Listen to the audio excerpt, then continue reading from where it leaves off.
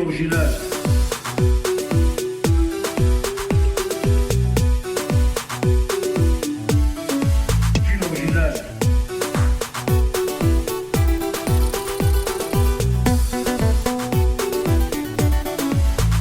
De Banza London TV.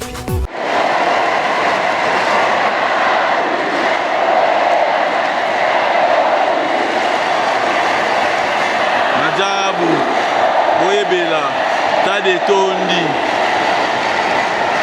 Majabu, Boyebela, Tade Tondi. Donc, Majabu Boyebela, Stade et Tondi déjà. Donc, normalement, on a déjà beaucoup de non, Stade déjà presque plein déjà. Stade déjà presque plein. Déjà presque plein. Non, tu as commis 15 RT. Des carrières, nous. 14h30.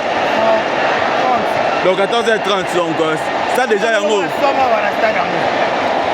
Ça déjà il y a plein déjà.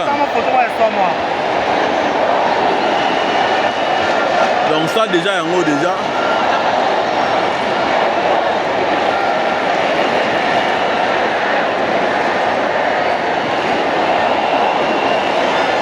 En tout cas, les Katobaïk particularité à Moïse Mbie. Podium nae bomoni podium ni place ezali déjà juste na centre donc podium déjà juste na centre ndenge batu su basala bani na bango za mingi na coin côté kuna mais cette fois-ci yé a chango mingi na centre awa a chango na centre a bomoni pe VIP na ndenge ezali en tout cas eza bena VIP.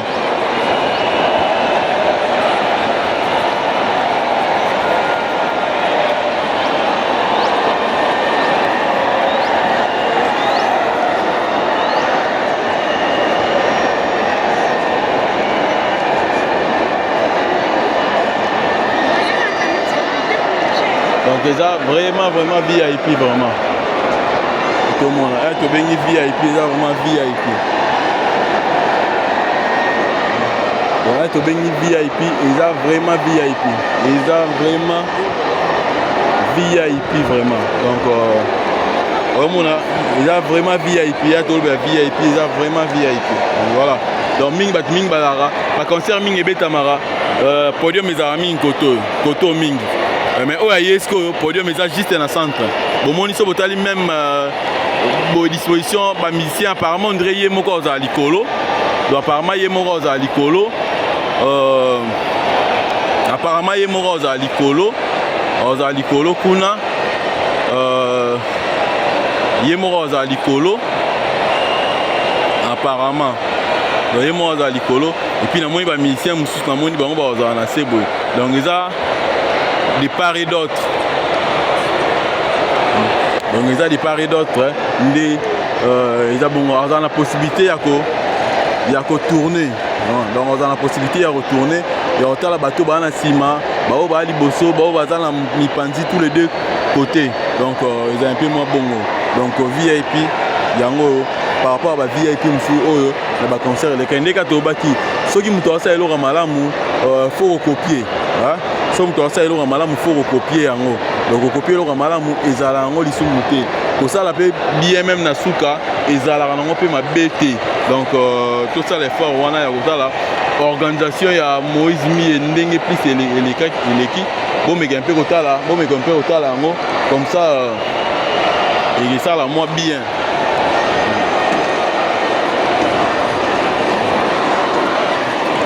Donc ça tali VIP des assos pour remarquer. Et ça à côté mon côté. Comme moi aussi j'ai pensé c'est là. Et à côté mon côté, sauter les poteaux. Et puis au moins la VIP, les actifs de l'autre côté. Donc on a la possibilité de retourner. Donc on a la possibilité de retourner à Rosa-Boye. Et puis à Rosa-Boye.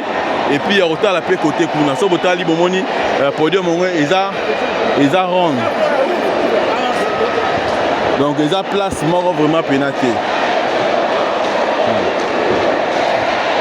Donc, donc de part et d'autre, mission à la boya. Donc, ils ont vraiment, et ça la mité pour la face mon corps. Donc, ils ont tous les deux faces.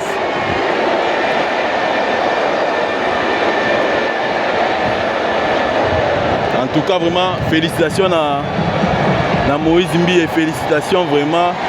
Bon, on a donc ils ont vraiment tous les côtés. les côtés. De tous les côtés. Bon, voilà.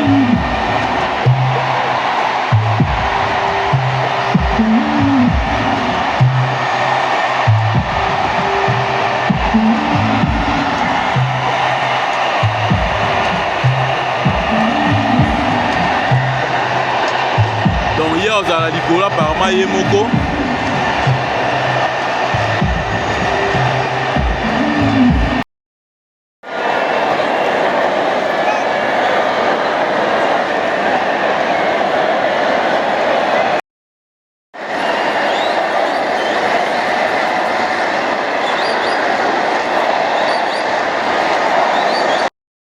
Original.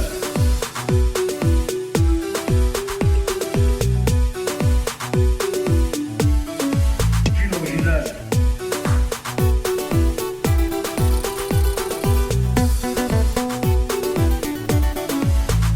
De Banza London TV.